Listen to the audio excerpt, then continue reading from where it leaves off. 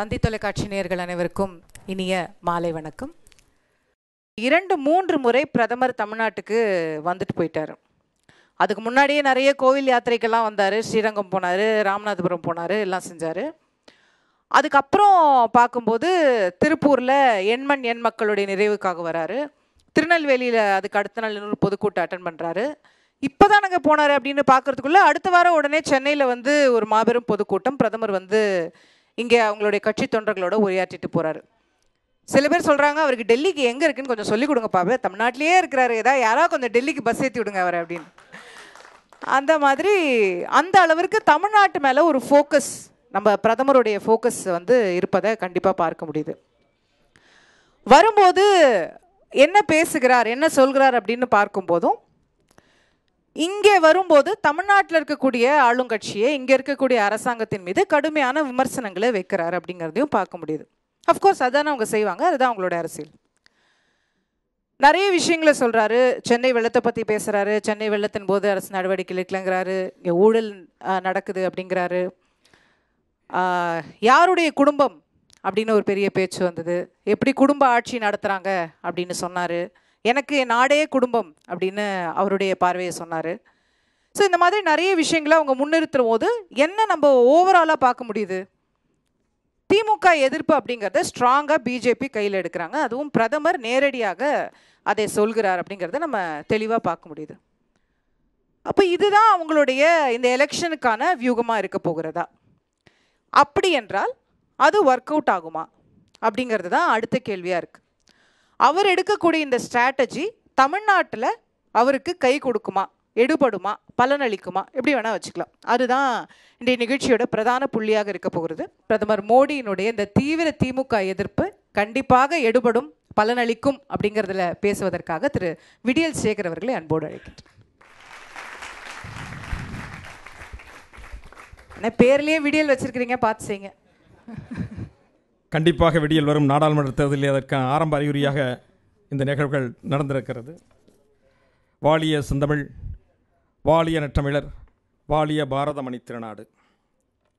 எடுபடுமா தீவிர மோடி அவர்களின் தீவிர திமுக எதிர்ப்பு என்பது தலைப்பிலே நான் மாறுபடுகிறேன். தலைப்பிலே ஏன் மாறுபடுகிறேன் என்று கேட்டால், எடுபடுமா மோடிஜி அவர்களுடைய ஊழல் எதிர்ப்பு அரசியல் எடுபடும். எடுபடுமா மோடிஜி அவர்களுடைய குடும்ப அரசியல் எடுபடும். மோடிஜியோட குடும்ப அரசியலா? மோடிஜி சொல்லுகிற, கோஷம் எழுப்புகிற, அழுத்தம் தருகிற குடும்ப அரசியல் எடுபடுமா? கண்டிப்பாக குடும்ப அரசியலிலேயே எதிர்த்து நிற்கிற களம் அருமையான கை கொடுக்கிற களமாக அமையும் என்ற தலைப்பிலே நான் சிந்தனைகளை சிதறட வந்திருக்கிறேன். நடப்பது என்ன தேர்தல்? நாடாளுமன்ற தேர்தல். நாங்கள் எல்லாம் பெருமையோடு சொல்கிறோம், எங்கள் பிரதமர் மோடி அவர்கள் 10 ஆண்டு காலம் சிறப்பான ஆட்சி அமைத்தார், மீண்டும் அவர்தான் பிரதமர் என்று.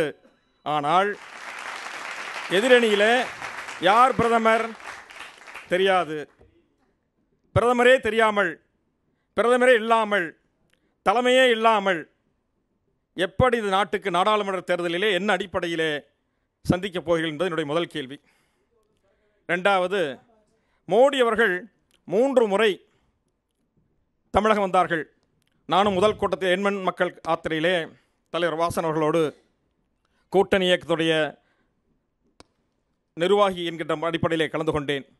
பகல் 12 மணிக்கு துவங்கி 2 மணி 3 மணிக்கு எல்லாம் கொளுத்துகிற வெயிலிலே சூரியன் சுட்டரிக்கும் போது அந்த சூரியன் எதிர்ப்பை மீறி தேசம், தேசபக்தி, நாட்டின் வளர்ச்சி, ஒற்றுமை, நிலையான ஆட்சி, நிலைத்த ஆட்சி, ஊழலற்ற ஆட்சி என்ற கோஷத்தோடு மோடிஜி பெயரை சொல்லுகிற போது மிகப்பெரிய எழுச்சி இருந்ததை பார்த்தோம். எப்படிப்பட்ட எழுச்சி! திராவிட முன்னேற்ற கழகம் கூட, அண்ணா திராவிட முன்னேற்ற கழகம் கூட கூட்ட முடியாத அளவுக்கு பகலிலே கூட்டத்தை கூட்டினால் கூட மிகப்பெரிய கூட்டம் வந்திருக்குன்னு சொன்னால், தமிழகத்திலே, இந்தியாவிலே இன்றைக்கு தேசிய ஜனநாயக கூட்டணியும் என்டிஏ ஒரு வளமான எதிர்காலத்துக்கு அச்சாரம் இடுகிறது என்பதுதான் என்னுடைய வாதம். இன்றைக்கு வலிமையான பிரதமர் இந்த நாட்டுக்கு தேவை, திறமையான பிரதமர் தேவை. 10 ஆண்டு காலத்திலே ஊழல் குற்றச்சாட்டு இல்லாத பிரதமராக இருந்து கொண்டிருக்கிறார்கள். இன்றைக்கு வளர்ச்சியை பாருங்கள். உள்கட்டமைப்பு வளர்ச்சி, தெளிவான நோக்கம், நல்ல நலத்திட்டங்கள், குடிநீர் வசதி, ஜல்ஜீவன் திட்டம், கழிப்பிட வசதி, சுகாதார வசதி, வீட்டு வசதி திட்டம், முத்ரா கடன் திட்டம், நாரி சக்தி தேசத்தின் சக்தி என்று பெண்களுக்கான திட்டங்கள். இப்படி இது மட்டுமல்ல, கொரோனா என்கின்ற பேரிடராலே உலக நாடுகளெல்லாம் திணறிக் கொண்டிருந்த போது அந்த கொரோனாவை எதிர்கொண்டு இந்தியா வலிமையான பாரதம், வளமான பாரதம் என்கின்ற சக்தியாக உயர்ந்து நிற்கிறது சொன்னால் அதற்கு வித்திட்டவர், விதையிட்டவர் நமது பிரதமர் மோடிஜி அவர்கள். அது மட்டுமல்ல, இன்னும் 5 ஆண்டு காலத்திற்கு 82 கோடி மக்களுக்கு இலவச உணவை அளிப்பேன் என்ற உத்தரவாதத்தோடு மோடி உத்தரவாதம். வறுமையில் வாழ்கிற மக்களுக்கு வறுமையில் தூக்கி விடுவதனுடைய கடமை. எனக்கு இந்த நாடுதான் குடும்பம். எனக்கு மகன், பேரன், பேத்தி, அக்கா, தம்பி, குடும்ப ஆட்சியே இல்லை. எங்கள் நிலைப்பாடு, தமிழ் மாநில காங்கிரஸ் நிலைப்பாடு, ஏன் பிஜேபி ஆதரிக்கிறோம், ஏன் மோடிஜி அவர்களை ஆதரிக்கிறோம், ஏன் என்டிஏவை ஆதரிக்கிறோம் என்று கேட்டால், வளமான தமிழகம், வலிமையான பாரதம் தேவை. பக்கத்து நாடுகளெல்லாம் தாண்டி இன்றைக்கு உலகமெல்லாம் செல்லுகிற போது மோடி அவர்களுக்கு மிகப்பெரிய ஒரு எழுச்சியை பார்க்கிறோம். அரபு நாட்டிலே பாருங்கள், நம்மெல்லாம் ஏதோ இஸ்லாமியருக்கு எதிர் என்று சொல்லிக்கொண்டு ஒரு அரசியல் சாயத்தை பூசிக்கொண்டிருக்கிறார்களே எதிரணியினர்கள், இவர்கள் எல்லாம் முகத்திலே கரி பூசுகிற அளவுக்கு அங்கே ஒரு கலாச்சார பெருமையை நிலைநாட்டி வந்திருக்கிறார்கள். அப்படிப்பட்ட மோடி அவர்கள் மீண்டும் தமிழகத்துக்கு வருவார்கள், மீண்டும் இந்தியாவுக்கு வருவார்கள். ஒருமித்த கருத்துள்ள கூட்டணி இங்கே அமைந்திருக்கிறது. ஒரே கொள்கை. என்ன கொள்கை? வலிமையான ஆட்சி, வளமான ஆட்சி, எழுச்சியான ஆட்சி, பலமிக்க ஆட்சி மத்தியில் வர வேண்டும். 10 ஆண்டு கால ஊழலாட்சி ஆட்சி தொடர வேண்டும் என்று சொல்லி நெஞ்சை நிமிர்த்தி நாங்கள் வாக்கு கேட்கிறோம்.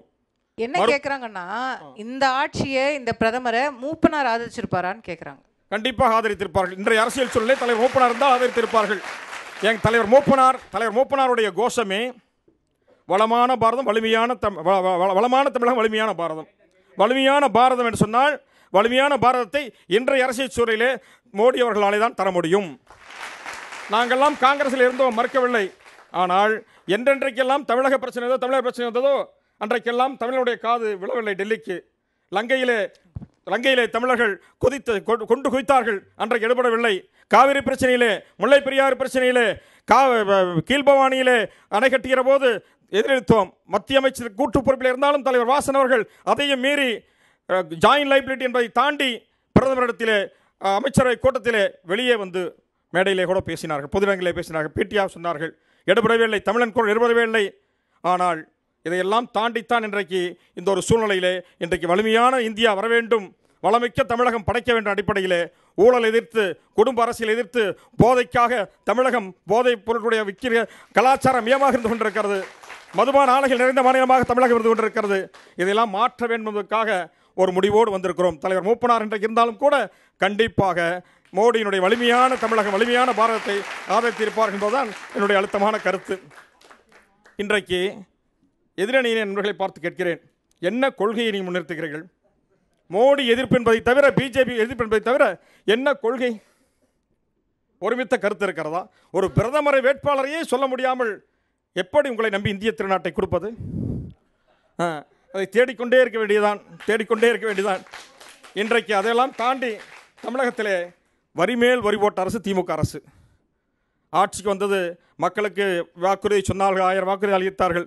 2-3 மட்டும் நிறைவேற்றிட்டு வீட்டு வரி, சொத்து வரி, பால் வரி, மின்சார கட்டண உயர்வு, பத்திரப்பதிவு உயர்வு. தமிழகம் எதிலே சாதனை பதிவு கொண்டிருக்கிறது தெரியுமா? மது விற்பனையை சாதனை பதிவு கொண்டிருக்கிறது. எங்கு பார்த்தாலும் மது கூடங்கள் இருந்து கொண்டிருக்கிறது. இதையெல்லாம் தாண்டி இன்றைக்கு உலகத்திலே மிகப்பெரிய நாடு, வளமிக்க நாடு, ஸ்டார்ட் அப் இந்தியாவிலே உலகத்திலே 3வது இடம். இன்றைக்கெல்லாம் திருநெல்வேலிக்கு போகணும்னு சொன்னால் 24 மணி நேரம் ட்ரெயினில் போன காலம்லாம் மாறி 5-6 மணி நேரத்தில் திருநெல்வேலி எட்ட முடியும், 4 மணி நேரத்தில் ஈரோட்டையும் சேலத்தையும் கோவையும் எட்ட முடியும். இன்றைக்கு கொண்டு வந்திருக்கிறார்கள். இன்றைக்கு வறுமை ஒழிப்பு, கட்டமைப்பு திட்டங்கள், சாலை மேம்பாடு, விமான நிலைய விரிவாக்கம், வெள்ள பாதிப்பிலே இன்றைக்கு பாதிப்பட்ட போது முதல் கட்டமாக 450 கோடி ரூபாயை கட்டமைப்புக்காக, அடுத்த கட்டமாக 500 கோடி ரூபாய் ஒதுக்கிய அந்த அரசு, மத்திய அரசு. அந்த கட்டத்தோட நிக்குதுன்னு தான் கேட்குறாங்க. அடுத்து வரும் 4000 கோடி சென்னைக்கு கட்டமைப்பு மேம்படுத்த சொல்ற. 4000 கோடியா? ஒரு குழப்பம் இல்ல 4000 கோடியா? 4000 கோடியா? சென்னை கட்டமைப்புக்கு 4000 கோடியா? 1500 கோடியா? அதுவே குழப்பம். அமைச்சர்களை குழப்பம், மந்திரிகளை குழப்பம், முதலமைச்சர்களை குழப்பம். அந்த 4000 கோடி என்ன வச்சு? 1500 கோடி என்ன ஆச்சு? வெள்ளை அறிக்கை என்ன ஆச்சு? எதிர்க்கட்சி தலைவரும் கேட்குறோம், நாங்களும் கேட்குறோம், ஒன்றும் இல்லை, ஒரு பதிலும் இல்லை. ஆனால் இன்றைக்கு என்ன முக்கிய பிரச்சனை கேட்டால், மத்திய அரசா ஒன்றிய அரசா நாட்டை ரொம்ப முக்கியம். 60 ஆண்டு கால திராவிட இயக்க தலைவர்களாக இருக்க அண்ணாவுக்கு தெரியாமல், பெருந்தலைவர் காமராஜர் காலத்துக்கு பிறகு வந்த திராவிடத்துறை தலைவர்கள் கலைஞர் கருணாநிதி அவர்களுக்கு தெரியாமல் இன்றைக்கு ஒன்றிய அரசு என்கின்ற புது அர்த்தத்தை கற்றிருக்கிறார்கள். மத்திய அரசு ஒன்றிய அரசு என்று சொன்னால் மாநில அரசு மாவட்ட அமைப்பு, மாவட்ட கூட்டமைப்பு தான் சொல்ல வேண்டும். தமிழக மாவட்ட கூட்டமைப்பு, தமிழக அரசு இனிமேல் நாளை இருந்தது மாவட்ட கூட்டமைப்பு என்றுதான் சொல்ல வேண்டும். எனவே நல்ல ஆட்சி தமிழகத்தில் வருவதற்கு எங்களை பொறுத்தவரையிலே 10 ஆண்டுகள் அமைச்சராக இருந்து, மத்திய அமைச்சராக இருந்து, ஒரு நேர்மை தலைவராக இருந்து, அரசியலிலே பெருந்தலைவர் காமராஜருக்கு பிறகு, ஐயா மூப்பனாருக்கு பிறகு நேர்மை தலைவர் ஐயா வாசன் அவர்கள் போன்ற தூயவர்கள் தமிழகத்தை உரிமை கொள்ளை கொடுப்பதற்கு மத்தியிலே ஒரு வலிமையான பாரதம் அமைவதற்கு எல்லோரும், உலக மக்களே, இந்திய மக்களே, தமிழகத்து மக்களே ஒருங்கிணைந்து வாக்களியுங்கள், ஆதரவளியுங்கள். இந்த என்டிஏ கூட்டணி தான் இந்த தேசத்துறை வளர்ச்சி, தமிழகத்துறை வளர்ச்சி என்று சொல்லி முடிக்கிறேன். நன்றி, வணக்கம், ஜெயஹிந்த். நிறைய மத்திய அரசினுடைய சாதனைகளை பட்டியலிட்டிருக்கிறாரு. திமுக எதிர்ப்பு எடுபடுமா? இவ்வளோ சாதனைகளை நீங்கள் சொல்லலாம், ஆனால் தமிழ்நாட்டில் திமுகவை எதிர்த்து உங்களுடைய அரசியல் பலன் அளிக்குமா அப்படிங்கிறத சொல்வதற்காக அண்ணன் மல்லை சத்யா அவர்களே பேச அன்புடன்.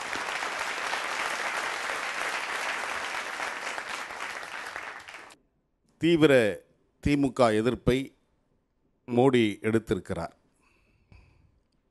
அது எப்படி பார்க்கணும் அப்படின்னா, ராஜாதி ராஜ மார்த்தாண்ட ராஜகுலத்துவங்க இந்திய நாட்டுடைய பேரரசர் மோடி அவர்கள் அறிவித்து விட்டார், திமுகவை தடை செய்கிறோம், அவர்கள் கொள்ளையடித்திருக்கின்ற பணத்தை எல்லாம் தமிழ்நாட்டு மக்களுக்கு வழங்குகிறோம் என்று நந்தனத்தில் பேசியிருக்கிறார். இப்போ நம்ம கேட்குறது இதுதான். முதல் தேர்தலில் நீங்கள் நிற்கும்போது இந்தியாவுடைய பணமெல்லாம் சுவிஸில் இருக்குது, அதை மீட்டு கொண்டு வந்து 15 லட்ச ரூபாய் ஒவ்வொருடைய வங்கி கணக்கிலும் போடுவேன்னு சொன்னீங்களே, அந்த பணம் எங்கேன்னு கேட்குறோம். அப்போது அந்த 15 லட்சத்தை வழங்கிட்டு அடுத்து இங்கே வரலான்னு நான் நினைக்கிறேன். இப்படி சொன்ன எத்தனையோ தலைவர்கள், பிரதமர்கள், ஜனாதிபதிகள் எல்லாம் அறிவாலயத்தின் வாசலில் நின்றதை வரலாறு வரவில் வைத்திருக்கிறேன் என்பதை நான் இங்கே பதிவு செய்ய விரும்புகின்றேன். ஒரு மோடி அல்ல, 1000 மோடிக்கள் வந்தாலும் திமுகவை எவராலும் ஒழிக்க முடியாது. இதை நீங்கள் சவாலாக ஏற்றுக்கொண்டாலும் அதை ஏற்றுக்கொள்வதற்கு நாங்கள் சித்தமாக இருக்கிறோம். திராவிட முன்னேற்ற கழகம் என்ற பேரியக்கம் என்பது தமிழ்த்தாயின் தலைமகன் பேரறிஞர் அண்ணா அவர்களால் உருவாக்கப்பட்ட ஒரு மிகப்பெரிய மக்கள் இயக்கம். தமிழ்நாட்டில் தலை சிறந்த ஆட்சியை வழங்கிய அண்ணாவுக்கு பின்னால் நல்லாட்சியை மக்களுக்காக வழங்கியிருக்கிறார்கள். அப்படிப்பட்ட ஒரு இயக்கத்தை தடை செய்வோம், ஒழித்து விடுவோம், இப்படிலாம் பேசுகிற ஒரு பிரதமர், இந்தியாவுடைய மிகப்பெரிய ஜனநாயக நாடு, இந்த நாட்டினுடைய ஜனநாயக தீபத்தை உச்சத்தில் கொண்டு வைக்க வேண்டிய பிரதமர், அவர் அந்த கல்பாக்கம் நியூக்ளியர் பவர் பிளான்ட் உள்ள போயிட்டு வந்ததால் இந்த பிரச்சனை நாங்கள் நினைக்கிறோம். அதுக்கு தான் நாங்கள் அந்த ஈவுநிலை திட்டம் வேணான்னு சொல்கிறோம். அதுக்குள்ளே போயிட்டு வந்ததுக்கப்புறம் அந்த கதிர்வீச்சு ஏதோ ஒன்று நடத்தியிருக்குது. எனவே தான் அவர் வந்து என்ன பேசுகிறோம், ஏது பேசுகிறோம் ஒன்றுமே தெரியாமல் ஒரு மாதிரி பேசிட்டு போயிட்டார். நாட்டுடைய பிரதமராக அடல் பிஹாரி வாஜ்பாய் அவர்கள் இருந்தார்கள். அவர் வந்து அற்புதமான ஒரு கவிஞர். அவர் சொன்னார், பக்கத்து வீட்டை எரிப்பேன் என்று சொல்லுவன் தன் வீட்டை தானே எரித்துக் கொள்வான் என்று அடல் பிஹாரி வாஜ்பாய் அவர்கள் சொன்ன கவிதை. எனவே நீங்கள் திமுகவை அழிப்போம், எல்லாத்தையும் க்ளோஸ் பண்ணிவிடுவோம் சொன்னால் அதற்கான வாய்ப்புகள் எதுவும் இல்லை. பகுத்தறிவு பகலன் தந்தை பெரியார் அவர்கள் சொன்னார். என்ன சொன்னார் அப்படின்னா, உன்னுடைய எதிரி உன்னை விமர்சிக்கிறான் என்று சொன்னால் நீ சரியான பாதையில் சென்று கொண்டிருக்கிறாய் என்று பொருள் என்று சொன்னார். எனவே மோடி அவர்கள் எங்களை விமர்சிக்கிறார் என்று சொன்னால் எங்களுடைய கருத்தியல் எதிரியாக இருக்கின்றவர் விமர்சிக்கிறார், எனவே நாங்கள் சரியான பாதையில் சென்று கொண்டிருக்கிறோம் என்பதுதான் இதில் பொருளாக இருக்கிறது. ஜெர்மன் நாட்டில் ஹிட்லர் ஐ ஆம் the state, all the judges R my advocate என்று பறந்து விரிந்த வார்த்தையை பேசினார். அவர் நல்லாட்சி தானே கொடுக்குறாரு. ஆனால் விடியல் சேகர் சொன்ன மாதிரி தான், நல்லாட்சி தானே கொடுக்குறாரு, ஏன் இப்படியெல்லாம் எதிர்க்கிறாங்க என்று சொன்னபோது சொன்னவர் ஒரு அருட்தந்தை, ஒரு கிறிஸ்தவ மத போதகர். அவர் பேர் மார்ட்டின் நெய்ம். ஒரு நாள் அவர் சிறையில் இருக்கிறார். சிறையில் இருக்கின்ற போதுதான் ஒரு கவிதையை எழுதி உலகத்தின் கவனத்தை திருப்பினார். அவர் சொன்னார், முதலில் அவர்கள் தொழிற்சங்கவாதியை கைது செய்ய வந்தார்கள், நான் கேட்கவில்லை, காரணம் நான் தொழிற்சங்கவாதி அல்ல. அடுத்ததாக அவர்கள் கம்யூனிஸ்டுகளை கைது செய்ய வந்தார்கள், நான் கேட்கவில்லை, காரணம் நான் கம்யூனிஸ்ட் அல்ல. மூன்றாவதாக யூதர்களை கைது செய்ய வந்தார்கள், நான் கேட்கவில்லை, காரணம் நான் யூதன் அல்ல. நான்காவதாக என்னை கைது செய்ய வந்தார்கள், எனக்காக கேட்பதற்கு யாரும் இல்லை என்ற ஒரு நிலைமையை அவன் பதிவு செய்ததற்கு பின்னால் தான் சர்வதிகாரத்துடைய உச்சம் எவ்வளவு என்பதை உலகம் கவனித்தது. அதிகபட்சமான அதிகாரம்தான் சர்வதிகாரத்தை கொண்டு சேர்க்கும். எல்லாருக்கும் தெரியும், சந்திரமுகின்னு ஒரு அற்புதமான திரைப்படம், சூப்பர் ஸ்டார் ரஜினிகாந்த் அவர்கள் நடித்த திரைப்படம். மனோதத்துவ டாக்டராக ரஜினிகாந்த் சரவணன் கேரக்டரில் நடிச்சிருப்பார். செந்தில் பிரபு செந்தில் கேரக்டரில், ஜோதிகா கங்கா கேரக்டரில் நடிச்சிருப்பார். கடைசி கிளைமேக்ஸில் முடிப்பார், ஒரு வளையத்தில் எடுத்து போய் காட்டுவார், பார் உன் மனைவி கங்காவை பார், இன்னும் கொஞ்ச நேரத்தில் அவர் முழுமையாக சந்திரமுகியாக மாறப்போவதை பார் என்று டாக்டர் சரவணன் சொல்வார். இந்தியாவுடைய கொடுமை சரவணன், என்ன கொடுமை சார் இது, பார் எங்கள் நாட்டுடைய பிரதமர் சர்வதிகாராக மாறிக்கொண்டு வருகின்ற அந்த காட்சியை பார் என்று சொல்கின்ற விதத்தில் தான் ஒரு சர்வதிகாரம் உச்சத்தில் சென்று கொண்டிருக்கிறது. கவலை அளிக்கிறது. அண்ணன் சொன்னார், என்ன பண்ணீங்க, என்ன திட்டங்கள் கொண்டு வந்தீங்க?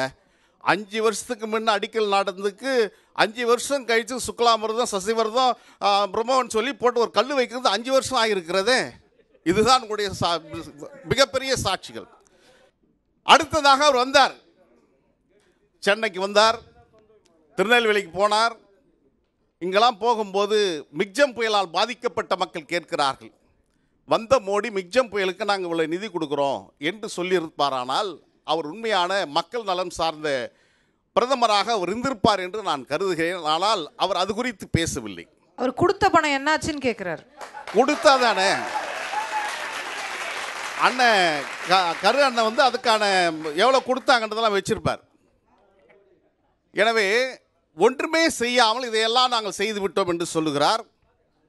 இதுவரையிலும் இருந்த பிரதமர்களில் இந்த பிரதமரை போன்று அதிகபட்சமாக உச்சநீதிமன்றத்தால் கண்டனம் செய்யப்பட்ட பிரதமர் வேறு எவரும் இல்லை. இதற்கு நீங்கள் என்ன சொல்ல விரும்ப போகிறீர்கள்?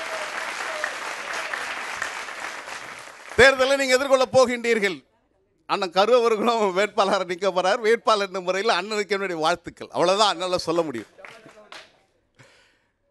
வைப்பு தொகையை வைப்பதற்கான மிகப்பெரிய சவால்களை நீங்கள் சந்திக்க வேண்டிய கட்டாயத்தை நீங்கள் நின்று கொண்டிருக்கின்றீர்கள். காரணம், அந்த ஈட்டின்னு ஒன்று வச்சிருக்கீங்க, இந்த ரைடு, அதனால் பாதிக்கப்பட்ட மக்கள் விவசாயிகள் நாங்கெல்லாம் பாதிக்கப்படல. ஈடினால நாங்கெல்லாம் பாதிக்கப்படல. நாங்கள் பாதிக்கல, ஆனால் பாதிக்கப்பட்டவர்கள் இருக்கிறார்கள். அதுவும் மக்கள் பாதிக்கப்பட்டவர்களாக இருக்கிறார்கள், பெரிய நிறுவனங்களாக இருக்கின்றார்கள், மறந்துவிடக்கூடாது. எனவே இப்பேற்பட்ட காலகட்டத்தில் எல்லா சூழலிலும் அவர் செயல் இழந்தவராக, மக்களின் நம்பிக்கை இழந்தவராக இருக்கிறார். ஒன்றுதான், மோடிக்கு இந்த விதத்தில் நான் நன்றி சொல்ல விரும்புகிறேன். ஏன் நன்றி சொல்ல விரும்புகிறோம்னா, எங்க மேல ஒரு ஐயம் மக்களுக்கு இருந்தது. ஒருவேளை இவங்க வெற்றி பெற்றதற்கு பின்னால் பிஜேபி கூட போயிடுவாங்களோ என்று ஒரு நினைப்பு கொஞ்சம் பேரால விமர்சிக்கப்பட்டது. ஆனால் மோடி அவர்கள் யாரெல்லாம் பாராட்டி பேசினார், யாரெல்லாம் அவங்களுடைய ஸ்லீப்பர்ஸ் என்பதை அழகா சொல்லிட்டு போயிருக்கிறார். நாங்கள் உண்மையான எதிரியாக களத்தில் நிற்கின்றோம், சவாலை ஏற்றுக்கொள்கின்றோம். கட்டிய நாய்கள் அல்ல நாங்கள், எட்டியவரை பாய்வதற்கு, வேட்டை நாய்கள் அல்ல வேண்டியதை தேடுவதற்கு, வரிப்புலியின் மைந்தர்கள் நாங்கள். களத்தில் சந்திக்க தயாராக இருக்கிறோம். நாள் குறியுங்கள், சந்திப்போம். தேர்தல் முடிவுகள் வெற்றி பெற்றதற்கு பின்னால் மீண்டும் இதே அரங்கத்தில் வெற்றி விழாவில் உங்களை சந்திக்கிறேன் என்று கூறி இடம் சார்கின்றேன். வணக்கம். நன்றி அண்ணன் சத்யா அவர்களே. நிறைய கேள்விகளை எழுப்பியிருக்கிறாரு. எதிரி நம்ம விமர்சிக்கிறாருன்னா நம்ம கரெக்டாக தான் இருக்கோம் அப்படிங்கிற பாயிண்ட்டை சொல்லியிருக்கிறாரு. ஆமாங்க, நீங்கள் தான் எங்கள் எதிரி அப்படிங்கிறத அவங்களும் ஃபிக்ஸ் பண்ணியிருக்கிறாங்க. இந்த பக்கத்தில் பிரதமருடைய பேச்சு நிச்சயமாக எடுபடும் அப்படிங்கிற தரப்பிலிருந்து திரு ரமேஷ் அவர்களை பேச அன்போடு அழைக்கிறேன்.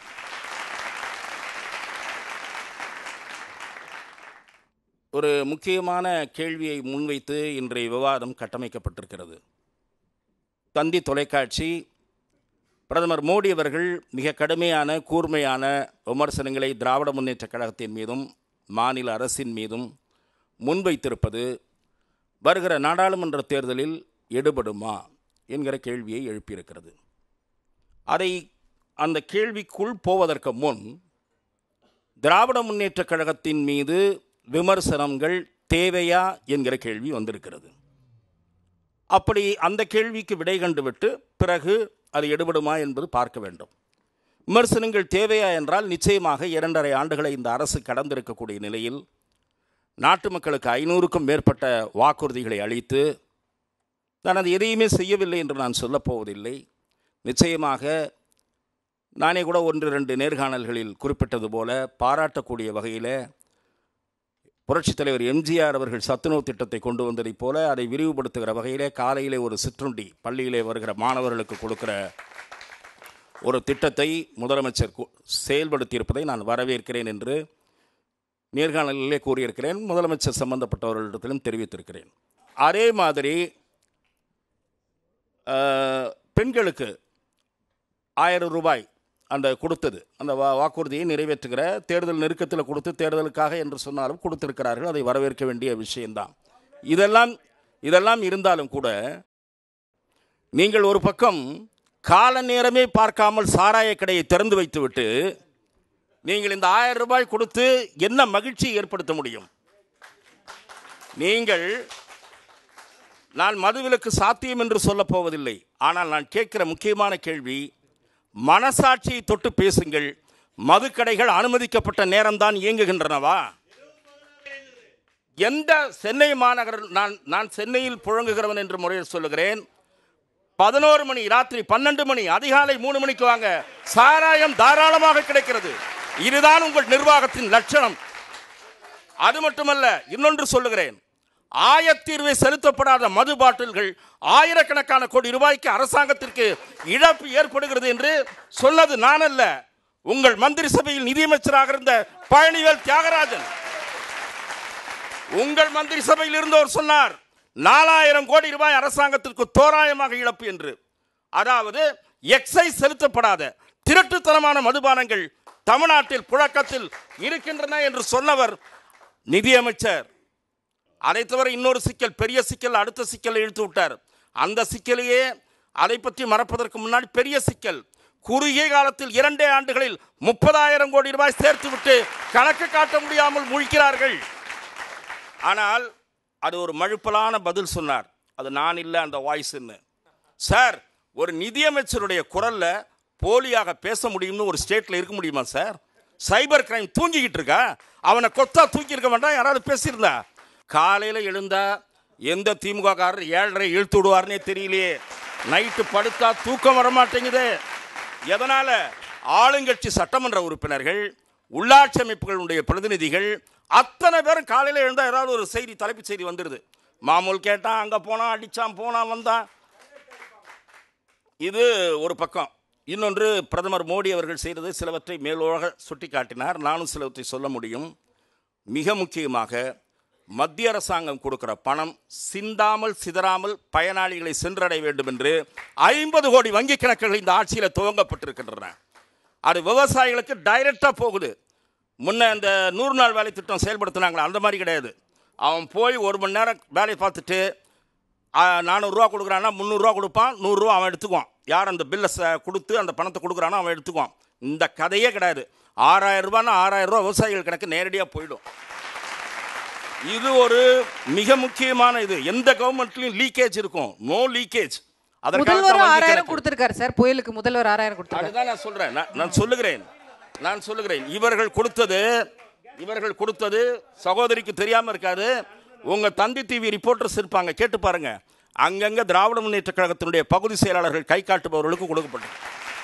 அதுல நான் ஒன்று சொல்றேன், செல்வி ஜெயலலிதா அவர்கள் ஆட்சியிலும் சரி, செல்வி ஜெயலலிதா அவர்களுடைய ஆட்சியிலும் சரி, திராவிட முன்னேற்ற கழக ஆட்சியிலும் சரி, அது தேவையற்றவர்களுக்கெல்லாம் கொடுக்கப்பட்டது. அரசாங்கத்தினுடைய பணம் இப்படி தான் விரயமாகுது. சுனாமியிலையும் சரி, இந்த வெள்ளத்திலையும் சரி, மத்திய ஆட்சியில் இருக்கக்கூடிய அந்த மந்திரி சபையில் ஒரு மந்திரி மேல ஊழல் கிடையாது. இங்க என்ன நிலைமை? இங்க என்ன சார் நிலைமை? இங்க என்ன நிலைமை? ஆட்சி இங்க ஆட்சி போன பிறகு இல்ல, ஆட்சி இருக்கும் போதே ஊழல் புகார். இன்றைய முதலமைச்சர் சொன்னாரு, போக்குவரத்து துறையில் லஞ்சம் வாங்கினவரு, கரூர்ல கட்ட பஞ்சாயத்து பண்ணவர் சொல்லி இன்றைய முதலமைச்சர் தேர்தல் பிரச்சாரத்தில் பேசிட்டு அடுத்த நாள் அவர் வந்த உடனே சேர்த்துக்கிட்டு மந்திரிட்டாரு. கோர்ட்டு சொல்லி வெளியே அனுப்ப வேண்டியிருக்கு, கோர்ட்டு சொல்லி வெளியே அனுப்ப வேண்டியிருக்கு. அப்புறம் நம்முடைய அங்கிருந்து வந்தார் நம்ம அண்ணன் சத்யா, என்னுடைய நெருங்கிய நண்பர். அவர் சொல்றாரு, திமுகவை வீழ்த்துவோம் என்று சொன்னவர்கள் அறிவாலய வாசலில் வந்து நின்றதுதான் வரலாறு. ஒருவேளை மதிமுக சொல்றாரு என்னன்னு எனக்கு தெரியல, எனக்கு தெரியல. இன்னொன்னு சொன்னாரு, மோடி அவர்கள் பேரரசர் அப்படின்னாரு. அங்க யாரும் இளவரசர்கள் கிடையாது. இங்க என்ன நிலைமை? அப்புறம் மத்திய அரசாங்கத்தின் மீது ஊழல் குற்றச்சாட்டோ விமர்சனங்களோ முன்வைக்க முடியவில்லை. மோடி என்கிற தனி மனிதரின் எதிர்ப்பை மட்டுமே முன்னிறுத்தி அந்த ஒற்றை புள்ளியில் இவர்கள் இணைந்திருக்கிறார்கள். கொள்கையும் கிடையாது, ஒரு பொடலங்காயும் கிடையாது. அதற்கு ஒரே ஒரு உதாரணம் தான், அதற்கு ஒரே ஒரு உதாரணம் சொல்லிடுறேன் இருங்க, அதற்கு ஒரே ஒரு உதாரணம் சொல்லிடுறேன். அந்த பக்கம் இருக்காங்கல்ல 3 பேர்ல 2 பேர், இந்த நாட்டிலேயே என்னைக்கு நாங்கள் மன்னிக்க முடியாத இனப்படுகொலையை நடத்திய காங்கிரஸ் கட்சியோடு சேரவே மாட்டோம்னு சொன்னவங்க அந்த 2 பேர். யாரு? நம்ம அண்ணன் திருமாவும் அண்ணன் வைகோவும். இவங்க கையில சப்ஜெக்ட் எதுவுமே இல்லை. அதனால என்ன பண்றாங்க, சனாதனத்தை ஏற்கவில்லை. அதுவா இப்ப பிரச்சனை? அதை விட நம்முடைய நண்பர், என்னுடைய நண்பர் ராஜா சொல்றாரு, ராஜா, நான் ராமரையே ஏற்கவில்லை. நீ ஏற்காட்டா எவன் அதை பத்தி சட்டம் பண்ணா? எவன் சட்டம் பண்ணா? ஜெய் ஸ்ரீராம் என்கிற கோஷம் நாடு முழுவதும் ஒலித்துக் கொண்டிருக்கிறது. திராவிட முன்னேற்ற கழகம் இப்படி பேசியவுடன் அடுத்த நாள் மம்தா பானர்ஜி சொல்லுகிறார், சிறுபிள்ளைத்தனமான கருத்து, இதை நாங்கள் நிராகரிக்கிறோம் என்கிறார் மம்தா பானர்ஜி. அதே போல காங்கிரஸ் கட்சி சொல்லுகிறது, ராஜாவுடைய சனாதனம் தொடர்பான கருத்தாகட்டும், ராமர் பற்றிய கருத்தாகட்டும், எங்களுக்கும் அந்த கருத்துக்கும் சம்பந்தமில்லை, நாங்கள் அதை ஏற்கவில்லை என்று உங்கள் கூட்டணி கட்சிகள் சொல்கின்றன. அது மட்டும் இல்ல, கோர்ட் ஓங்கி தலையில் குட்டு வைத்திருக்கிறது நேற்றைய தினம். அடுத்து சுப்ரீம் கோர்ட் வைக்க போகிறது. அதை மறந்துட்டீங்க, வந்து கண்டனங்களை வாங்கிட்டு இருக்கீங்களே சார். கோர்ட் கண்டனங்களை வாங்கி தான் சார் ஒரு மந்திரியே நீங்க வெளியே அனுப்ப வேண்டியிருக்கு. ஆகவே அது பற்றிலாம் நீங்க பேச முடியாது. தமிழ்நாட்டில் பாரதிய ஜனதா கட்சியினுடைய வாக்கு வங்கி உயர்ந்திருக்கிறது என்பது மோடியின் பிரச்சாரத்தின் மூலமாகவும் அண்ணாமலையின் நடைபயணம் மூலமாகவும் வெளிப்படும் இந்த தேர்தலில் என்று சொல்லி வாய்ப்புக்கு நன்றி கூறி விடைபெறுகிறேன். வணக்கம்.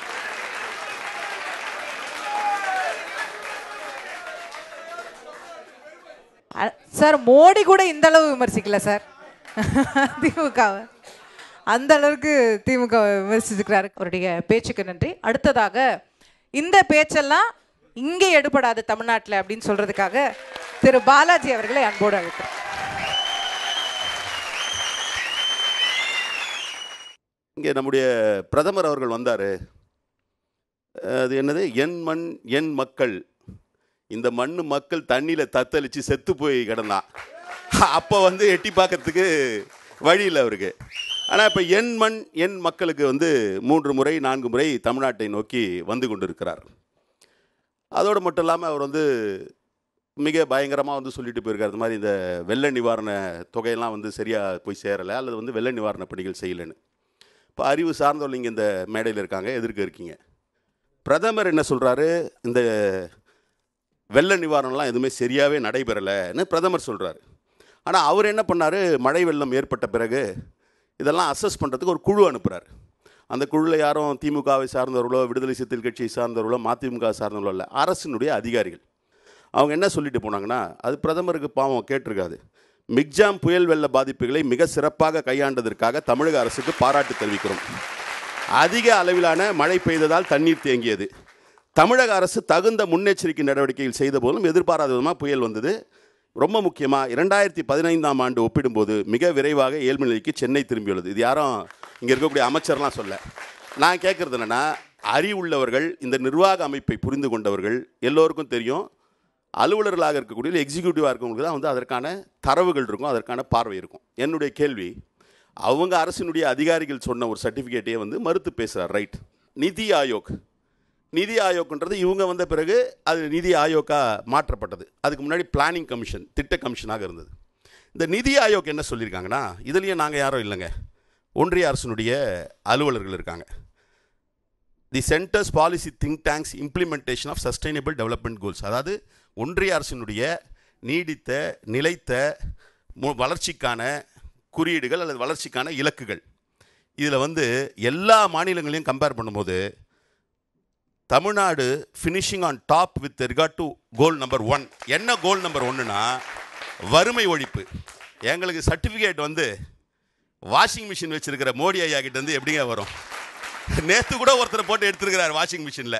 ஐயா, உங்கள் வாஷிங் மிஷினில் எங்கள் துணி எப்படியா போடுவோம் நாங்கள்? நீங்கள் வாஷிங் மிஷின் போட்டு எங்களுக்கு வந்து சர்டிஃபிகேட் கொடுக்குற லெவல்லலாம் நாங்கள் இல்லை. திமுக எதிர்ப்பு எடுபடுமான்னு இவங்க கேட்குறாங்க. கேள்விக்கு பதில் எங்கேருந்து வருது பாருங்க. ஒருத்தர் சொல்கிறாரு, கஜினி போல் மோடி எத்தனை முறை வந்தாலும் பலனில்லை. ஒரு அரசியல் இயக்கத்தில் மதம் இருக்கக்கூடாது என்று மக்கள் தலைவர் எம்ஜிஆர் சொல்லியிருக்கிறார். பிஜேபியில் மதம் இருக்கிறது. நாங்கள் சொல்லிங்க, உங்கள் கூட்டாளி உங்களோட இருந்தவங்க தான் அண்ணன் செல்லூர் ராஜு சொல்லியிருக்கார். அவர் வந்து சொல்லியிருக்கார். அவர் சொல்லியிருக்கிறதோட மட்டும் இல்லை, ஒரு நேரத்தில் மோடி எங்கள் டேடி அப்படின்னாரு ஒருத்தர். இப்போ போடி போ, உங்கள் இதெல்லாம் இங்கே ஒன்றும் வேகாது, இங்கே திமுக அதிமுக விட்டால் உங்களுக்கு வேலை இல்லைன்னா அண்ணன் ராஜேந்திர பாலாஜி சொல்கிறார். மோடி அவர்களை பொறுத்தவரை திமுக மீது ஏதோ ஒரு அச்ச உணர்வு இருக்கிறது என்பதாகத்தான் நினைக்கிறேன். அதனால தான் கலைஞரை வந்து பார்த்தாரு. ஆனால் நான் கேட்குறது என்னென்னா, இன்றைக்கி அப்படியே ரொம்ப பாசம் பொழிகிறார் அம்மையார் ஜெயலலிதா மீது. அதிமுக உணர்வு உள்ளவர்கள் அல்லது அம்மையார் ஜெயலலிதா மீது பற்றுக்கொண்டவர்கள் இதை சிந்தித்து பார்க்கணும். செப்டம்பர் 23 ஹாஸ்பிட்டல் அட்மிட் ஆகிறாங்க. டிசம்பர் 5 இறக்குறாங்க. 3 மாதம் இருந்தாங்க ஹாஸ்பிட்டலில். எங்கெங்கேயோ போகிறீங்க, யார் யாரையோ பார்க்குறீங்க, வாய்ப்பு இருந்தால் ஷில்பா ஷெட்டிக்கு அப்பாயின்மெண்ட் கொடுக்குறீங்க. இங்கே வந்து அம்மையார் ஜெயலலிதா இந்த நாட்டினுடைய முதலமைச்சர். அதை உணர்ந்து தான் முதலில் அரசியல் மாறுபாடுகளை கடந்து அவங்கள போய் பார்த்தது விடுதலை சிறுத்தைகள் கட்சியுடைய தலைவரான எழுச்சி தமிழர். எங்களுக்கு அந்த பொறுப்புணர்வு இருக்குது. இப்போ மட்டும் இவங்க வந்து வெள்ள நிவாரணத்திற்கு வந்து பணம் கொடுப்பதில் வந்து பாரபட்சமான நிலை காட்டல. குஜராத்தில் இல்லை வந்து அந்த நேரத்தில் கர்நாடகத்திலேயோ அங்கெல்லாம் ஏதாவது பிரச்சனைனா பணத்தை அள்ளி அள்ளி கொடுக்குறாங்க. இப்போ இந்த ஆட்சி போது மட்டும் இல்லை, இவங்க 2014 ஆட்சிக்கு வந்தாங்க. 2015 வெள்ள சேதத்துக்கு நம்ம கேட்டது 25,912 கோடி. அவங்க வாரி வழங்கியது 1,365 கோடி. வர்தா புயலில் பாதிக்கப்பட்ட 22,573 கோடி கொடுத்தாங்க. ஐயா மோடி எடுத்து எடுத்து எடுத்து கொடுத்தாரு, 218 கோடி கொடுத்தாரு. ஒக்கி புயலில் வந்து 9,302 கோடி கேட்டோம். இதெல்லாம் இந்த ஆட்சியில், கடந்த கால ஆட்சியில் 133 கோடி கொடுத்தாரு. 2018 கஜா புயலுக்கு 15,000 கோடி கேட்டோம், 1,146 கோடி கொடுத்தாரு. அப்போவும் இந்த பிரச்சனை இருந்தது, இப்போ இருந்த பிரச்சனை இது. எங்கேருந்து கொடுக்குறீங்க? பிஎம் ஆவாஸ் யோஜனாக்கு யார் வீட்டு பணத்தை எடுத்துகிட்டு வந்து கொடுக்குறீங்க? ஒன்றியத்துக்கு மாநிலங்கள்லேருந்து போகிற பணத்தில் ஒரு பங்கை கொடுக்குறீங்க. பிஎம் வீடு கட்டும் திட்டம், மோடி வீடு கட்டும் திட்டம்ன்றீங்க. அதில் 40% தான் உங்கள் பணம், 60% தமிழ்நாட்டினுடைய பணம். யாரை அதை விட பாருங்க, நீங்கள் வீடு கட்டுற திட்டம்லாம் இப்போ போட்டீங்க, உங்களுக்கு தாத்தாக்கு தாத்தாலாம் இந்த நாட்டை ஆண்டுட்டு போயிட்டாங்க.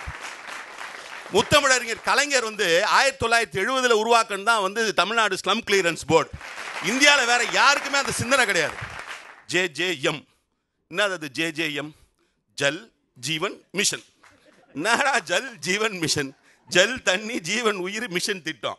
இந்த ஜல் ஜீவன் மிஷனில் பணம் எது கொடுக்குறாங்க தெரியுங்களா? தண்ணி கொடுக்கறதுக்கு டேங்க் கட்டி கொடுத்துறதுக்கு பணம் கொடுக்குறாங்க ஒன்றிய அரசு. டேங்க் கட்டிடுறீங்க. தண்ணி எப்படி என் வீட்டுக்கு வழி கேட்டு வருமா, அட்ரஸ் கேட்டுன்னு வருமா? பைப்பு போட வேணாம், பைப்புக்கு நாங்கள் தான் பணம் கொடுக்குறோம், மாநில அரசு தான் பணம் கொடுக்குறோம். இதெல்லாம் இல்லைன்னு சொல்லுங்க. இதை விட உங்களுக்கு இப்போ தான் JJM.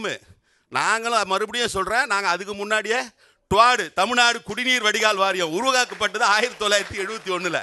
யார்கிட்ட வந்து ஆட்சியை பற்றி பேசுகிறீங்க? யார்கிட்ட வந்து நிர்வாகத்தை பற்றி பேசுகிறீங்க? எந்த ஊரில் வந்து பேசுகிறீங்க வளர்ச்சியை பற்றி? பார்லிமெண்ட்டு யாருக்கு கட்டுறது?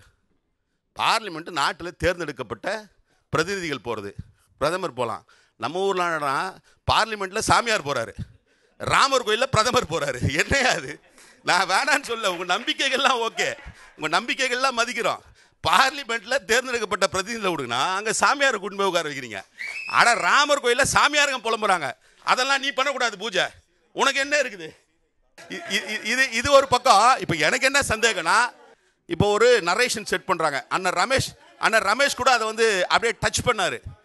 அப்படியே வாக்கு சதவீதம் பிஜேபிக்கு அதிகரித்து விட்டது, அவர்கள் 1 ஜெயிப்பார்களா 2 ஜெயிப்பார்களான்னு. இப்போ எனக்கு என்ன சந்தேகம் வருதுன்னா, இப்போ இங்கே எல்லாருமே கேட்பாங்க, நீங்கள் இவிஎம்மை பற்றி பேசுகிறீங்க, நீங்கள் எப்படி ஜெயிச்சிங்கன்னு. ஒரு ஊரில் திருட்டு பயம் இருக்குன்றீங்க, நான் ஒழுங்காக பூட்டு போடுறேன், காவலாளியை போடுறேன், என் வீடு பாதுகாப்பாக இருக்குது. தமிழ்நாடு அது மாதிரி இவிஎம்லேருந்து பாதுகாப்பாக இருக்குது. எங்களுக்கு தேர்தல் நடைமுறை தெரியும், எங்களுக்கு தெரியும் தேர்தல், எங்களுக்கு பின் பேப்பர் சீலும் தெரியும், அதை எப்போ கரெக்ட் பண்ணணும்னு தெரியும். பாவம் வடநாட்டில் இன்னும் வந்து போதுமான அறிவு இல்லை, மன்னிக்கணும், அறிவுன்னு சொல்கிறது நாலேஜ் இல்லை. அங்கே வந்து இவங்க தகுடு திட்டம்லாம் பண்ணுறாங்க. தேர்தல் தலைமை தேர்தல் ஆணையம் நியமிக்கிறதுக்கு உச்சநீதிமன்றம் என்ன சொல்கிறாங்க, 3 பேர் போன்ற கமிட்டி போடுங்க. பிரதமர், ஒரே நிமிஷம், பிரதமர், எதிர்கட்சி தலைவர், உச்சநீதிமன்ற நீதிபதி. எதுக்குன்னா இவங்க 2 பேர் அரசியல் சார்ந்தவங்க, இவர் நீதித்துறை சார்ந்தவர். ஏதாவது பிரச்சனை வந்ததுன்னா இவர் தலையிடுவார். பிரதமர் ஏற்றுக்க வேண்டியதானே, அதை மாற்றுறாரு. என்னன்னு மாற்றுறாருன்னா, அந்த உச்சநீதிமன்ற நீதிபதிக்கு பதில் அவருடைய மந்திரி சபையில் இருக்கிற ஒரு ஆளாம் நீ இருப்ப, உன் மந்திரி சபையில் ஒரு ஆள் இருப்பாங்க. அப்புறம் என்ன மணி ஆட்டுறதுக்கு அங்கே வந்து எதிர்கட்சி தலைவர் உட்கார போகிறாங்க? எதுக்கு இந்த தகுதி திட்டம், ஏன் இந்த திருட்டுத்தனம்? அப்போது நான் என்ன நினைக்கிறேன்னா, ஒரு செட்டிங் பண்ணுறாங்க, ஒரு நரேஷன் பண்ணுறாங்க. இங்கே இவங்களா வந்து புளியை பார்த்து பூனை சூடு போட்ட கதையை பார்த்தோம். புளியை பார்த்து புள்ளப்பூச்சி சூடு போட்டுக்குச்சு. சிறுகனூரில் பெருகுனூர் மாதிரி 10 லட்சம் பேரை கூட்டினோம், 10,000 சேரை போட்டு ஒருத்தர் பெனாத்தினுக்கிறாரு. பாவம் மனுஷன். அதில் வேற எதுக்கு சொல்கிறேன்னா, இப்போ இந்த தகுடு திட்ட வேலையை வந்து இங்கே அரங்கேற்றுறதுக்கு ஏதோ சதி நடக்குதோன்னு அச்சம் இருக்குது. இதையும் இந்தியா கூட்டணியில் உள்ள கட்சிகளும் இந்தியா கூட்டணியில் உள்ள தோழர்களும் நிச்சயமாக அதை பற்றி கவனத்திலே கொண்டு நாங்கள் தேர்தலை எதிர்கொள்வோம். ஜனநாயகம் நிச்சயம் வெல்லும். அதற்கான பாதையை வகுப்பதில் விடுதலை சிறுத்தைகள் கட்சியுடைய தலைவர் எழுச்சி தமிழர் அவர்கள் சரியான பாதையை வகுத்து கொடுப்பார் என்று சொல்லி நிறைவு செய்கிறேன். நன்றி, வணக்கம். திரு பாலாஜி அவர்களுக்கு மிக்க நன்றி அவருடைய அருமையான உரைக்காக. அடுத்ததாக பேச திரு கரு நாகராஜன் அவர்களை அன்போடு அழைக்கிறேன். அனைவருக்கும் வணக்கம். 15 லட்சம் போடுங்க, நாங்கள் போடுறோன்னு சொன்னார் மோடின்னு இன்னைக்கு வரைக்கும் திருப்பி ஓட்டர் இருக்கான் மாதிரி பேசுகிறோம்ல. ஒரு ஆதாரத்தை காட்ட சொல்லுங்கள், ஆடியோ ஆதாரத்தை, வீடியோ. நோ, கைதட்டாதீங்க. ஒரு ஆடியோ வீடியோ ஆதாரத்தை காட்ட சொல்லுங்கள், நான் உங்களுக்கு அடிமை ஆயிடுறேன்.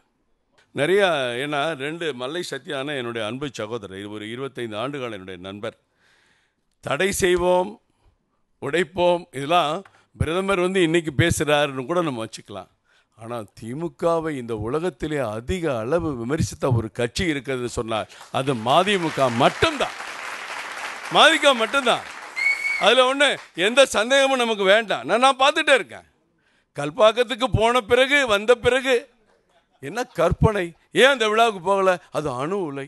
என்ன அணு உலை? என் நண்பர் உட்காந்துருக்கிற பிரான்ஸ், அந்த பிரான்ஸ் நாட்டிலேருந்து வந்திருக்கிற மல்லையானனுடைய ஃப்ரெண்டு.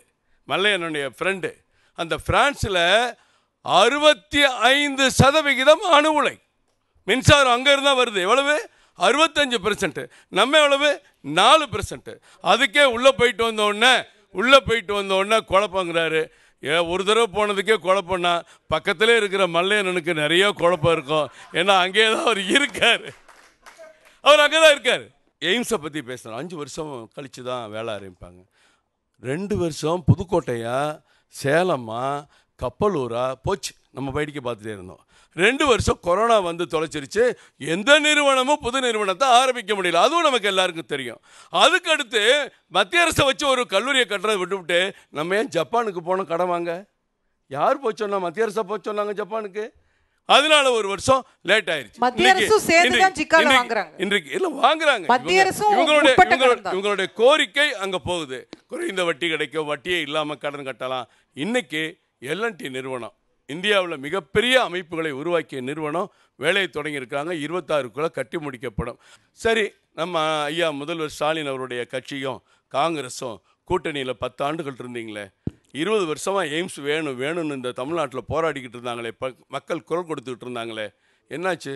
ஒரு எய்ம்ஸுக்கான ஒரு உத்தரவை நீங்கள் கொண்டு வர முடிந்ததா? ஆரம்பிக்க வேண்டும் என்ற சிந்தனையாவது நமக்கு வந்துச்சா? நீங்கள் யோசிச்சு பாருங்க. அடுத்து புயல் பாதிப்பு அண்ணன் சொன்னாங்க, எவ்வளவு பணம். நான் முதலமைச்சர் அவர்கள் ஒரு அறிவிப்பு நேற்றுக்கு முன்தினம் வெளியிட்டிருக்காங்க. அந்த அறிவிப்பை நான் அப்படியே வாசிக்க வேண்டியது என்னுடைய கடமை. முதலமைச்சர் பேசுகிறாங்க, மக்களுக்காக மாநில பேரிடர் நிதி மற்றும் அரசு துறைகளில் இருந்து 3406 கோடி ஒதுக்கி அவர்களுடைய நலன் காக்கப்பட்டது. நல்லா தெரிஞ்சுக்கணும். 3406 கோடி ஒதுக்கி நலன் காக்கப்பட்டது. இப்போ மக்கள் அமைதியாக இருக்காங்க. எல்லா கார்டுக்கும் 6000 ரூபா போட்டாச்சு. இதில் 1106 கோடி மத்திய அரசோட ரூபா. இது வழக்கமாக ஆண்டுதோறும் கொடுக்குற ரூபா. ஆனால் 37,000 கோடி கேட்டோம். மக்கள் நலன் காக்கப்பட்டது. அரசு 3406 கோடி. இது யார் சொன்னால் முதலமைச்சர் சொல்லியிருக்கிறாங்க, ஸ்டாலின் அவர்கள் சொல்லியிருக்கிறாங்க. அப்போ இந்த 3406 கோடியில் 1106 கோடி மத்திய அரசு கொடுத்தது. மீதி 37,000 கோடி எதுக்கு கேட்குறீங்க, ஏன் கேட்குறீங்க, யாருக்கு கேட்குறீங்க, எப்படி செலவழிக்க போகிறீங்க, எந்த டிபார்ட்மெண்ட்டில் செலவழிக்க போகிறீங்க, ரோடு போட போகிறீங்களா, தண்ணி கொடுக்க போகிறீங்களா, வேணும்ல, அதெல்லாம் ஆராய்ச்சி பண்ண வேண்டாமா? இதே மாதிரி புயலில் 25,000 கோடி, 30,000 கோடி, 17,000 கோடி எதுக்குமே உங்கள்கிட்ட கணக்கு இல்லைண்ணே, ஏன்ட்ட கணக்கு இல்லைண்ணே. கொஞ்சம் நம்ம அரசியல் பேசினாலும் நமக்கு நம்மளை யோசிக்க வேண்டிய கடமை பொதுமக்களான நமக்கு இருக்கிறது. அதே போல் அண்ணன் பாலாஜி அண்ணன் சில விஷயம் சொன்னாங்க. வாஷிங் மிஷினு, செந்தில் பாலாஜிக்கு ஒரு வாஷிங் மிஷினு, முத்துச்சாமிக்கு ஒரு வாஷிங் மிஷினு, KKSRக்கு ஒரு வாஷிங் மிஷினு, அனிதா ராதாகிருஷ்ணனுக்கு ஒரு வாஷிங் மிஷினு, கண்ணப்பனுக்கு ஒரு வாஷிங் மிஷினு, நிறைய வாஷிங் மிஷின் திமுகட்ட தாங்க இருக்குது. அதெல்லாம் நம்ம பார்த்துக்கிட்டு தானே இருக்கோம். அதெல்லாம் பார்க்கலன்னா நம்ம பேசலாம். எப்படி மக்கள்கிட்ட போய் நம்ம ஏமாற்றி போய் சொல்ல முடியும்? அங்கெல்லாம் மக்களுக்கு நாலேஜ் கம்மிங்கிறாரு. அப்போ இங்கே திமுக எதிர்த்து 75 இடங்களில் சட்டமன்றத்தில் வெற்றி தேடி கொடுத்தாங்களே தமிழக மக்கள், அந்த 75 தொகுதி மக்களுக்கும் நாலேஜ் கம்மியா? பாலாஜி இருந்தாங்க நாலேஜ் கம்மியா? எப்படி அது? எனக்கு சீச்சி இந்த பழம் புளிக்க மாதிரி சட்டமன்ற தேர்தல் வரும்போது EVM மிஷினை பற்றி என்னுடைய அன்பு சகோதரர் திருமாவளவன் பேச மாட்டார். சட்டமன்ற தேர்தலும் பேச மாட்டார். ஆனால் பார்லிமெண்ட் தேர்தல் வரும்போது பேசுவார். ஏன்னு கேட்டா முன்னாடியே முடிவு அவங்க தெரிஞ்சிருச்சு. ஜெயிக்க போறார் மோடி. அதனால இப்ப பேச ஆரம்பிப்போம். இன்னைக்கு ஏதாவது ஒரு ஏழை பெண் பேங்க்ல போய் எனக்கு அக்கௌண்ட் தொடங்கினா எந்த மேனேஜராவது தொடங்கி கொடுத்தாங்களா? சொல்லுங்க. கிடையவே கிடையாது. 11 கோடி பெண்களுக்கு இலவச வங்கி கணக்கு நான் தான் கேரண்டி. மோடி உத்தரவாதம் மாதிரி மோடி தான் கேரண்டி ஆரம்பிச்சு கொடுக்க சொன்னது பாரத பிரதமர். ஆண்டுக்கு 20 ரூபா. ஒரு டீ குடிச்சா 20 ரூபா. அது சின்ன டீ கடையில் குடிக்கணும். பெரிய ஹோட்டலில் போனால் இன்னைக்கு 40 ரூபா. 20 ரூபாய்க்கு நீங்கள் டீ குடிக்கிற செலவை நீங்கள் ரிசர்வ் பண்ணி இன்சூர் பண்ணிங்கன்னா உங்களுக்கு உயிருக்கு ஆபத்துனா 2 லட்சம். யார்ட்டையும் போக வேண்டாம். கவுன்சிலரு, அண்ணன் பாலாஜி மாதிரி MLA, MP, மினிஸ்டர் எங்கேயும் போக வேண்டாம். ஆட்டோமேட்டிக்காக உங்கள் பேங்க் கணக்கு வரும். 2 லட்சம் ரூபா. இதுக்கு முன்னாடி நான் பார்த்துருக்கோமா? விவசாயிகளுக்கும் தொழிலாளர்களுக்கும் கட்டிட தொழிலாளர்களுக்கும் ஒரு பென்ஷன் ஸ்கீம் இது வரைக்கும் இந்தியாவில் இருந்துச்சா? இப்போ இருக்க 48 லட்சம் விவசாயிகள் தமிழ்நாட்டில் ஆண்டுக்கு 6,000 ரூபா வாங்கிட்டு இருக்காங்களே. இதுக்கு முன்னாடி மத்திய அரசு கொடுத்துச்சா? கலைஞரெல்லாம் ஒப்பிட்டு காமிச்சாங்க, கொடுத்துச்சா? இன்னைக்கு கொடுத்துட்டு இருக்கோம். எல்லா மதத்திற்கும் சொந்தமானது தான் பிஜேபி. எங்களுக்கு இஸ்லாமியரை பிடிக்கும், கிறிஸ்தவரை பிடிக்கும், இந்துக்களை பிடிக்கும், எல்லாரையும் பிடிக்கும். எங்களுக்கு பிடிக்காதுன்னு யாரும் கிடையாது. இன்னும் நிறைய சொல்ல போனா எல்லா சமுதாயத்திலையும் எல்லாரும் ஒருத்தருக்கு ஒருத்தர் பழகிட்டு இருக்காங்க, ஒருத்தருக்கு ஒருத்தர் உறவா இருக்காங்க. அதனாலதான் முதலமைச்சர் ஸ்டாலின் என்ன சொல்றாரு, திமுகலையும் 80% இருந்திருக்காங்க. நாங்க ஒண்ணு இந்துக்களுக்கு எதிரான கட்சி இல்ல, நாங்களும் இந்துக்கான ஆதரவான கட்சி. யார் சொல்றா? முதலமைச்சர் சொல்றாரு. அவர் ஏன் இப்படி சொல்றாருங்கிறது பாலாஜிக்கு தெரியும். ஏன்னா பெரும்பான்மை மக்கள் ஒரு கோபத்தில் இருக்காங்க, ஒரு வெறுப்புல இருக்காங்க. ஏன் இந்த மத அரசியலை நீங்க பண்றீங்கன்னு எங்களை பார்த்து கேட்கல, திமுகவை பார்த்து கேட்கிறாங்க. திமுக பார்த்து கேட்கறதுனாலதான் முதலமைச்சர் சொல்றாரு 90% இந்துக்கள் தான் எங்க கட்சியில் இருக்காங்க. சேகர் பாபு அண்ணன் எப்பவும் காய் வேட்டியோட தான் இருப்பார், அடிக்கடி சபரிமலை போய். அவர் ஒன்னே நாங்களாம் இந்துக்களுக்கு ஆதரவானவங்க. ஏன் நம்ம முதலமைச்சருடைய துணைவியார் கூட கோயிலுக்கு நிறைய போறாங்க, நாங்களாம் இந்துக்களுக்கு ஆதரவுன்னு அங்க பேசுறாங்க.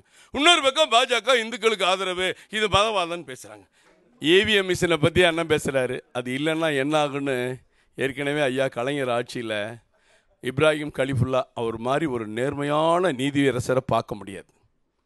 அவர் உத்தரவு போட்டார். 99 பூத்தில் கதவை மூடிட்டு 10:30 மணிக்கே ஓட்டு போட ஆரம்பிச்சு 99 வார்டில் ரீஎலெக்ஷனுங்க, மறு தேர்தல். சென்னையில் நான் சொல்றேன், சென்னையில் இருக்கா, சென்னையை பற்றி சொல்கிறேன். 99 வார்டில் இன்னைக்கு இதெல்லாம் அவங்க பேசுவாங்க, எல்லாத்தையும் பேசுவாங்க. இன்னைக்கு ஜாபர் சாதிக் பிரச்சனை, சண்டிகர் மேயர் மாதிரியான்னு கேட்குறாங்க.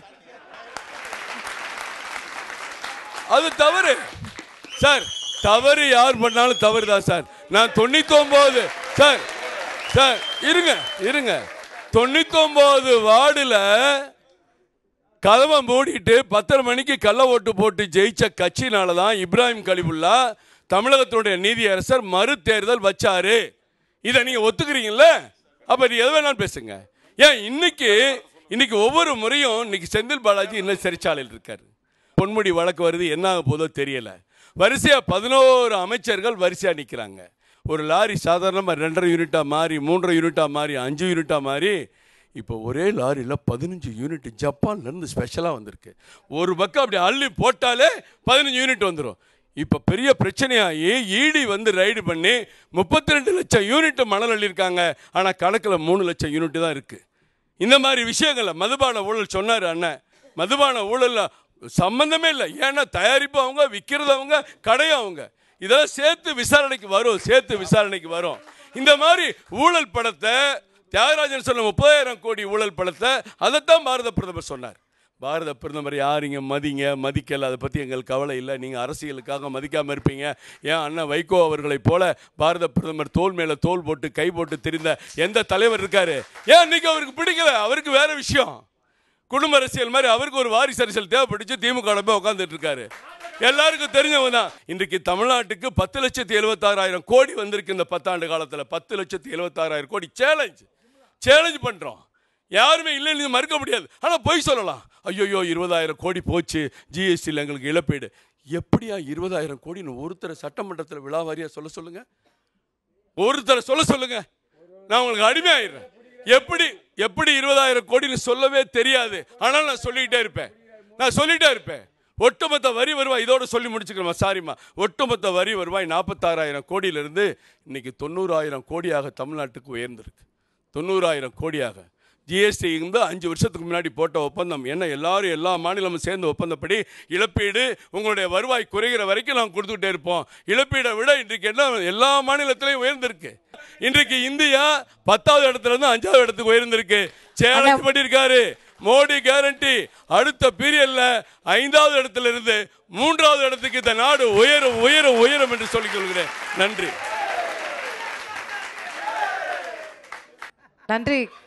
நன்றி திரு கரு நாகராஜன் அவர்களே. அசப்பில் அவர் பேசும்போது கேப்டன் விஜயகாந்த் புள்ளிவிவரம் சொல்ற மாதிரியே இல்லை. அந்த மாதிரி வரிசையா இருந்ததெல்லாம் பேசி முடிச்சுட்டு சொல்லிட்டு போயிட்டாங்க. குற்றச்சாட்டுகளுக்கெல்லாம் நிறைவாக இந்த பக்கத்தில் இருந்து ப்ரொஃபசர் கான்ஸ்டன்டைன் ரவீந்திரன் அவர்களே பேச அன்போடு. என் அன்பு அண்ணன் கருணாகராஜன் சொன்னார், நிரூபித்து விட்டால் உங்களுக்கு அடிமையாக்கி விட்டுகிறேன், நீங்கள் எங்களுக்கு அடிமையாக வேண்டாம் அண்ணா, எங்களோடு சகோதரனாக இருங்கள். ஆனால் உங்களுடைய பிரதமர் மோடி அவர்கள் நவம்பர் 7ஆம் தேதி 2013 சத்தீஸ்கர் மாநிலத்தில் காங்கர் என்ற இடத்தில் 15 லட்சம் ரூபாய் தருவேன் என்று சொன்னது உண்மை. ஆனால் நான் சொல்லுகிறேன், அவர் எப்படி சொன்னார் என்று சொன்னால், வெளிநாட்டிலே கருப்பு பணம் கிடக்கிறது சுவிஸ் வங்கியில், அதை எடுத்து வந்தால் ஒவ்வொருவருக்கும் 15 லட்சம் கிடைக்கும். அதோடு நிறுத்திட்டு ஒரு லைன் பேசிட்டு அப்புறம் சொல்றாரு, எனக்கு நீங்கள் வாக்களித்தால் அந்த பணத்தை, கருப்பு பணத்தை அவ்வளவையும் மீட்டு கொண்டு வருவேன் என்று சொல்லுகிறார். ரைட். இப்போ ஒரே ஒரு வார்த்தை மட்டும்தான் சொல்ல, உங்க வங்கியில போடுவேன்னு சொல்ல. மீட்டு கொண்டு வந்தால் 15 லட்சத்தை யாருக்கு கொடுப்பார்? அம்பானிக்கா அதானிக்கா கொடுப்பாரு? இன்னொன்னு, எங்க அண்ணா மல்லை சத்யா சொன்னார், அண்ணா அறிவாலயத்தின் வாசலுக்கு வந்து விட்டார்கள் என்ற உடனே சகோதரர் கேட்டார், மதிமுகவும் ரமேஷ் அண்ணன் கேட்டார், மதிமுகவும் விடுதலை சிறுத்தைகளும் போனது. நான் சொல்லுகிறேன், மதிமுக அண்ணா அறிவாலயத்திலிருந்து போனது, அண்ணா அறிவாலயத்திற்கு வந்தது. விடுதலை சிறுத்தைகள் கட்சி எங்கள் தலைவர் கலைஞரிடம் இருந்து போனது, கலைஞரை நோக்கி அறிவாலயத்திற்கு வந்தது.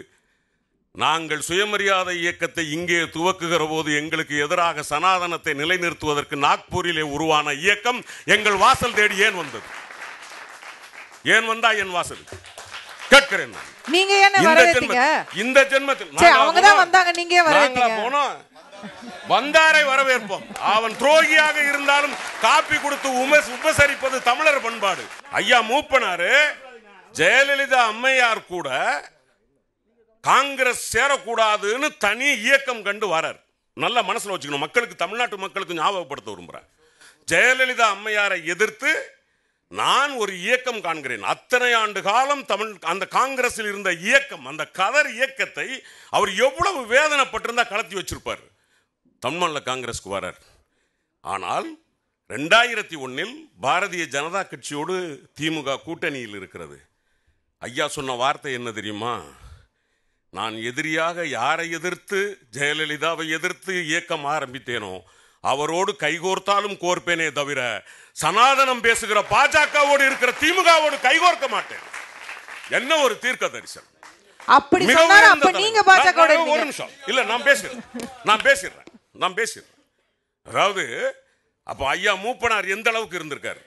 தான் எடுத்த முடிவை தானே பின்வாங்கினாலும் பரவாயில்லை, இந்த நாட்டில் சனாதனத்தினுடைய பாரதிய ஜனதா கட்சியினுடைய வேர் வந்துவிடக் கூடாது என்பதில் தந்தை பெரியார், பேரறிஞர் அண்ணா, தலைவர் கலைஞருக்கு சமமாக இருந்த மூப்பனார் ஐயாவின் மகன் பாரதிய ஜனதா கட்சி வாணும்னு பேசுறார. அந்த இடத்துல உட்கார்ந்துட்டு இருக்கீங்களே அண்ணன் ரமேஷ் அண்ணங்கிட்ட எனக்கு என்ன ஒரு வருத்தம்னா, அவர் மேல எனக்கு ரொம்ப மரியாதை உண்டு. ஆனா ஊழலே இல்லாத ஆட்சி பாஜகன்னு சொன்னார் பாருங்க. ஏன்னா இது என்னென்ன நியாயம்? 7.5 லட்சம் கோடி இப்பதான் சிஏஜி எடுத்து மூஞ்சில ஒட்டியிருக்கான். ஏங்க நான் எங்க அம்மாட்ட போனேன்.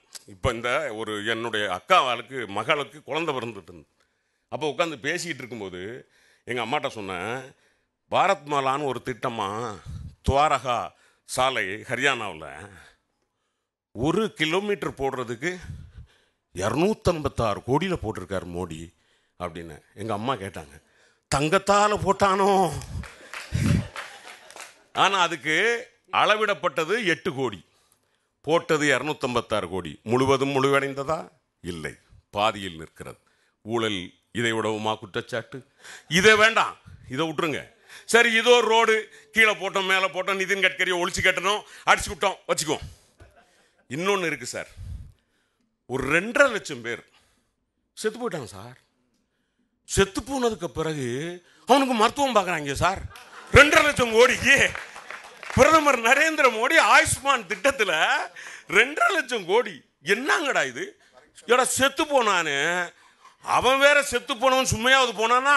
999999999 ஒரு நம்பர்ல 2.5 லட்சம் பேர் என்ட்ரி ஆயிருக்கான்டா.